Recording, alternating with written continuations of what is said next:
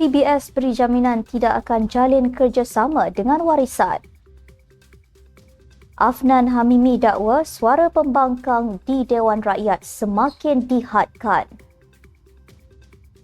Armizan Ali sahkan kerajaan dan menteri disaman berkait isu subsidi diesel. KPKM beri jaminan bekalan beras cukup meskipun banjir melanda. Fahmi Fadzil sahkan pelajar kibar bendera Cina di Pulau Pinang bukan warga negara Malaysia. Dan pemimpin kanan PAS perjelas hari Jumaat adalah hari pengadilan Allah.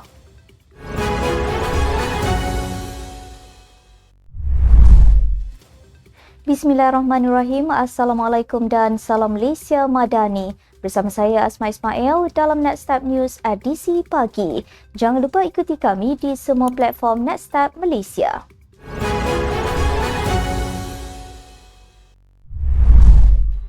Naib Presiden Parti Bersatu Sabah PBS memberi jaminan parti itu tidak akan menjalinkan kerjasama dengan warisan.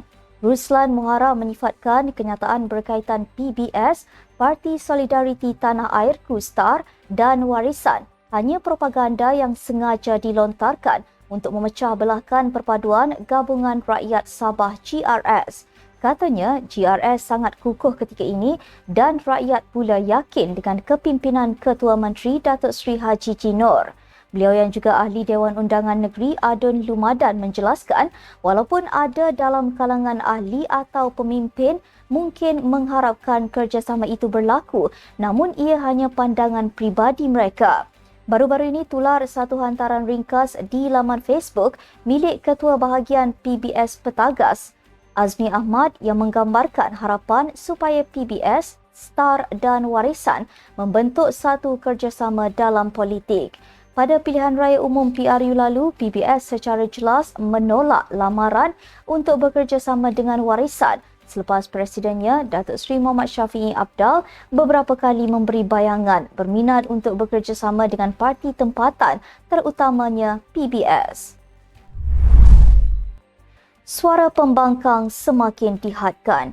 Itu yang didakwa ahli Parlimen Al-Star Afnan Hamimi Taib Azamuddin yang berkata soalan daripada ahli Parlimen Pembangkang bagi sesi soal jawab lisan di Dewan Rakyat dikurangkan kepada 4 berbanding 5 sebelum ini.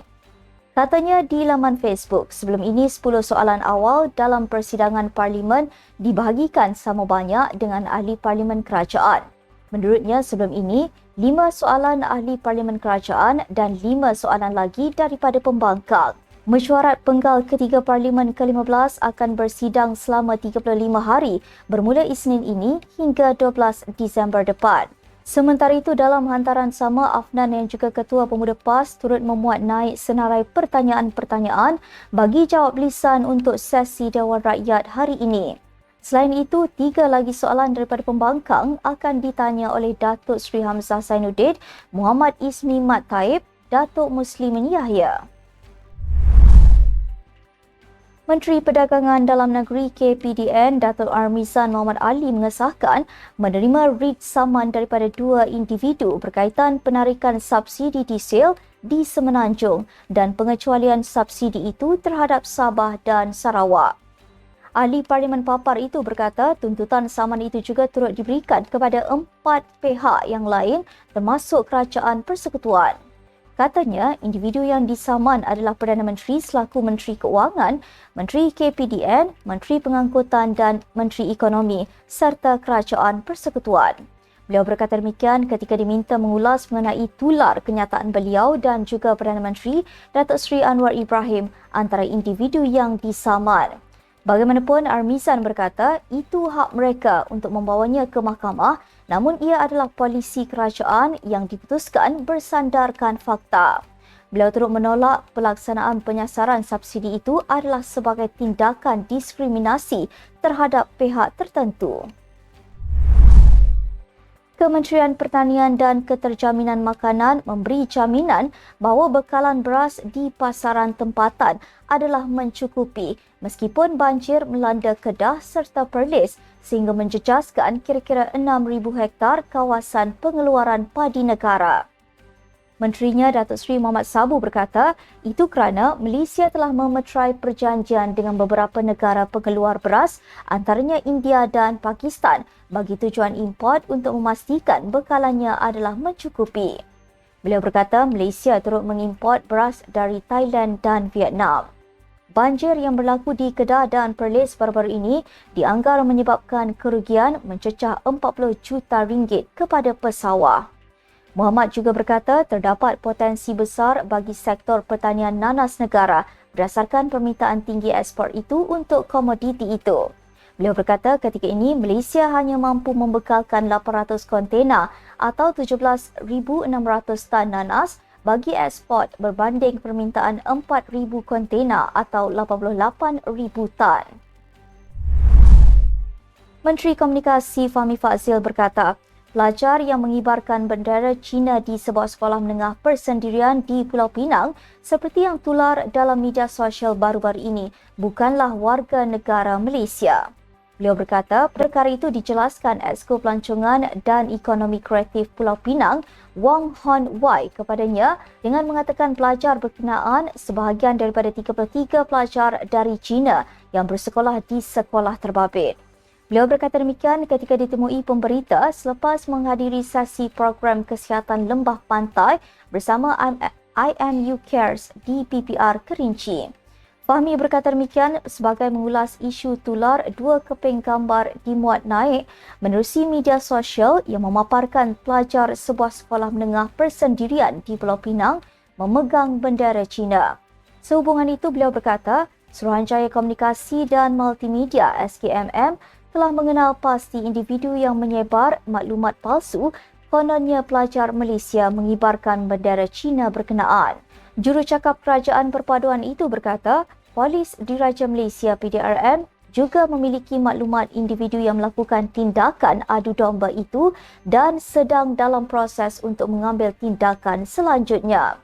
Fahmi turut menasihati orang ramai agar menyelidik dahulu sesuatu perkara dan mendapatkan fakta sahih sebelum membuat sebarang komen. Seorang pemimpin kanan PAS telah membangkitkan isu pertukaran hari cuti hujung minggu Johor yang berkuat kuasa mulai tahun depan. Kali ini salah seorang tokoh ulama parti itu, Ahmad Dusuki Abdul Rani. Dalam satu hantaran ringkas di media sosialnya, Presiden Geng Ustaz Cintakan Ulama Geng Ustaz itu secara berkias menegaskan isu tersebut telah memetik sebahagian daripada ayat ke-16 surah Kafir.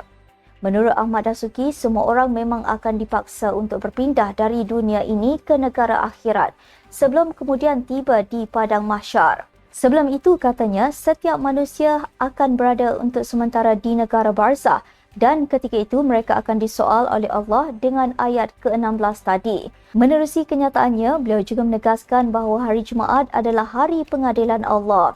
Sebelum ini, pada 7 Oktober lalu, Tunku Mahkota Ismail mengumumkan cuti hujung minggu di negeri berkenaan ditukar kepada Sabtu dan Ahad bermula 1 Januari 2025.